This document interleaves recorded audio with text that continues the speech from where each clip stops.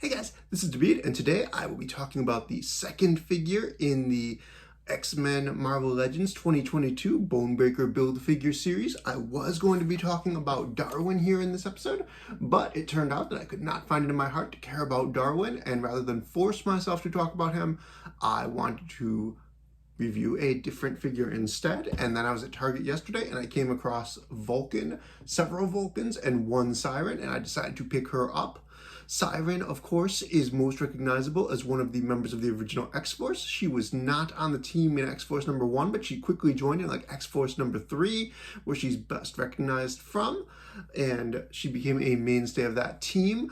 A lot of people might not know a lot about the actual backstory of this character because it's a little bit convoluted, but luckily I can tell you about that, fairly succinctly. It's a little bit drama-filled, but thankfully I listened to thousands of episodes of Days of Our Lives in my lifetime, so I can keep many of the details straight. But first, here is Siryn in the box. She's got a huge chunk of the Bone Crusher Build-A-Figure with her. We can see the art of her on the back, yelling with her yellow and black wings. We can see the different figures in this series, including Hot Claws Wolverine, which does not come with a piece of Bonebreaker, and the other 6 figures in the series, Sabretooth, Darwin, Maggot, Vulcan, Havoc, and Siryn, all of which do come with pieces of Bonebreaker. And the back of the box for Siryn, Marvel's Siryn, reads, inheriting her mutant sonic scream from her father Banshee, and raised by her criminal uncle Black Tom Cassidy, Theresa Cassidy forges her own heroic path with X Factor as Siryn. Okay, so basically the backstory for Siryn is that her father is in fact Sean Cassidy, Banshee, but unbeknownst to him, while he was out on a secret mission for Interpol, his wife gave birth to a child, and then his wife was subsequently randomly killed in a bombing. But, baby Theresa here was then being cared for by her Uncle Tom Cassidy, and then Banshee came back from his mission and was like, what, where's my wife? And then he lashed out and went crazy and used his sonic scream against Tom Cassidy, his brother, and because of this, Tom Cassidy fell into a chasm or something, hurt his leg, and then he had a limp. If you've watched X-Men 92, you know that Tom Cassidy has a limp in that series a little bit, but after that incident, Tom Cassidy was like, fuck Banshee, I'm just gonna raise his daughter myself and never tell him about it. So Siryn was raised as a criminal for a while, then made a few very short appearances in the Marvel comic book universe before she fell into the X-Men's orbit. She ended up going to Muir Island, where Myra McTaggart was, to work as a research assistant alongside Jamie Matrix, the Multiple Man, and they had a little bit of a romance. While they were having their romance, they ended up going to New York City in pursuit of the runaway Sunspot and Warlock of the New Mutants, who had fallen in with this juvenile delinquent gang / superpowered group of youngsters, the Fallen Angels, led by the Vanisher. And they hung out with Devil Dinosaur, Moon Boys, some deadly mutant cyborg ninja lobsters, and some random characters like Young Boom Boom, Chance, and Ariel, who, other than Boom, have not really made many appearances over the years. In case you're wondering more about those mutant lobsters, their names were Don and Bill. Don is the blue one, and Bill is the green one. My wife made me these figurines of them because I am quite possibly the only fan of these characters in the world. But anyway, Theresa Cassidy, after the Fallen Angels, would then go on to be part of X-Force. She became a field leader. She had a creepy romance with Deadpool, and eventually she would end up working for X Factor Investigations under Jamie Matrix again. Their relationship had strained back in the day because the Jamie Matrix that she had been dating was in fact a dupe, it turned out, and then they broke up. But eventually she joins X Factor Investigations. They go on lots of missions together. She bonds with a lot of the teammates. But after a drunken night of sex with Multiple Man, she discovers that Multiple Man also had sex that night with Monet. And because of that, there's lots of strained things. But then Theresa becomes pregnant with Multiple Man's baby. She carries the baby to term. She proposes to Multiple Man. She gives birth to the baby. Everything seems like it's going to be good. But then Jamie Matrix actually ends up absorbing the baby because it turns out that actually she had sex with one of his duplicates again, and the baby was just a baby duplicate that would be absorbed into multiple men and could never come out and be raised. She falls into a bunch of despair, goes back to her ways as an alcoholic. Banshee is dead for some reason.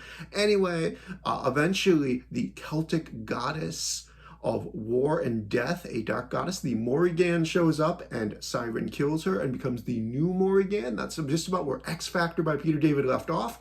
But in the Jonathan Hickman era of X-Men, in Leah Williams' X Factor series, many years later, we see Theresa again. She keeps being killed, but it turns out that actually she is still possessed by the Morrigan, and then the new X Factor team has to do some sort of exorcism to get rid of the Morrigan, which they do. I believe, yeah, Shatterstar, I think, actually completes the exorcism and kills Theresa so that we can have a Siryn reborn who is not part dark goddess. Anyway, let's open this figure up.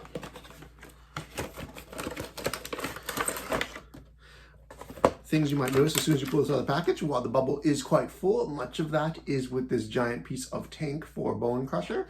There is a pair of alternate hands here, but what I don't see is an alternate screaming head, which is very strange because, you know, Siryn's mutant power is basically the fact that she can open her mouth. So for her to only have this very generic, like, friendly looking face definitely seems off. She does have her signature red hair, which is more orange and looks the way it should. Let's actually pop her out of the package though and see what we've got. She has a soft goods cape cloak. It's really the only way I think they could have done that for this character. I don't think a plastic one would have worked quite right. The cloak is yellow and green striped. It's dark green striped. I think it's been drawn that way sometimes over the years. I've always preferred it to be yellow and black. That's what makes sense to me. It's also the colors that it has on this packaging. So it's sort of weird that they went with this yellow and dark green. But the head sculpt itself is nice. Like, I like the red hair. This can make a good, like, Jean Grey head sculpt. What I don't think it makes is a great only head sculpt for Siryn. I know that, you know, the Hasbro design team, they know their shit, and they know that this is a character who needs to be able to do a sonic scream. So I can only assume that they have another version of this character in the works for a multi-pack, an exclusive or something else. Either a Morrigan Siryn or a more green costumed Siryn, something like that, like, to go with the Peter David era. But here we have Siryn flying in. She has got the pinless knee double joints. Wow, that knee is really tight. I'm a little bit worried that was going to break, but it didn't break. She's got hinged ankles with rockers. She's got the normal style of female ball jointed hips. She's got the ball jointed upper torso. Sorry, I probably shouldn't be touching her there, but that's where I'm touching her. Let's see. She has fists, but on the package, she actually does have open hands. Her head can look up a little bit, but not really too straightforward so that she can fly because of the hair. That's sort of unfortunate. I kind of wish that her hair had been sculpted in a slightly different blowing way so that she could be, you know, looking forward to come ahead flying in a sonic scream. But since she has no sonic screaming head, I guess that does not make that much of a difference. We can pop off these hands easily enough. I'm trying not to rip her soft goods cloak, which is not actually a cloak at all, it's a cape. Let me grab these open hands. It makes sense to me for her to have open hands because she's not going to be getting into many fist fights, but I guess like she might want to clench her fists when she's flying around, which she can't do because she can't fly right now because, you know, she doesn't have an open mouth. She only has this closed mouth, which I insist does not make any sense. I don't really love these. Oh, did I already rip this off of? No, there's just these holes like on the cape. The cape must, does this cape attach to something? There are these little holes on the cape that I didn't notice till now. I presume they must peg into something somewhere on this figure, but I don't know where. I don't see any pegs or anything hanging off. But here she is. These must attach to her wrists. Oh, these go under the wrists. That's what they do. It's that I did not realize when I took her fists off that I needed to put the peg for the hands through into the wrists because I couldn't see them come out. As a reminder, I'm mostly blind, so be nice to me. I'm doing the best that I can. Let me peg these back into place. Oh, I did not do a great job, but hand is pegged in. We can see the cape. It has attached, it's got an okay look to it. I think the head sculpt is fine. The colors on the head are great. I love the orange hair. I don't really love the green stripes on her cape. I know that it is sometimes drawn with that, but I would have preferred the black, and maybe we'll get the black on a variant. I hate that she doesn't have an open mouth sculpt. Maybe some sort of Sonic Scream accessory could have been cool, but she doesn't get anything like that, unfortunately. But this is the penultimate figure that we needed to complete the original X-Force lineup, or the iconic lineup. We still need to get Feral, which I'm certain that Hasbro knows that we're waiting for, so I'm sure we'll be getting a Feral that can be repurposed as a good Wolvesbane figure sooner than later. We've got a good amount of articulation here. You can put her into a crouch, you can put her hand forward, but she just looks so friendly, and ordinarily Theresa Cassidy is kind of a bitchy character, so like for her to just look this friendly and have no way of demonstrating her powers is really strange to me. Here's the back of the figure, the cape. Like I said, you have to put the wrist pegs through in order to hold it on her arms, although you would have probably seen that. Overall, this figure, like, it's got a good amount of posability to it. The lack of any kind of effects is a problem. The head sculpt is a huge problem for me. I don't necessarily love the colors. I would love to see this figure, you know, reissued with either black stripes or a different costume, make it a Morrigan Siryn, and also give us a screaming head for this particular figure, and that would definitely improve this figure.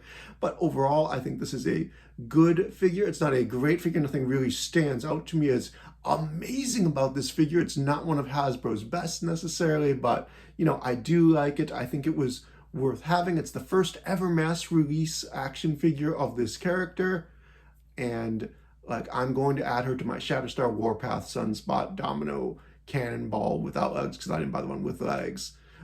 Cable and some other characters on my shelf. Glad to have her. Hopefully we get a variant, and that is all I have to say about Siryn. So thanks for watching and have a great day.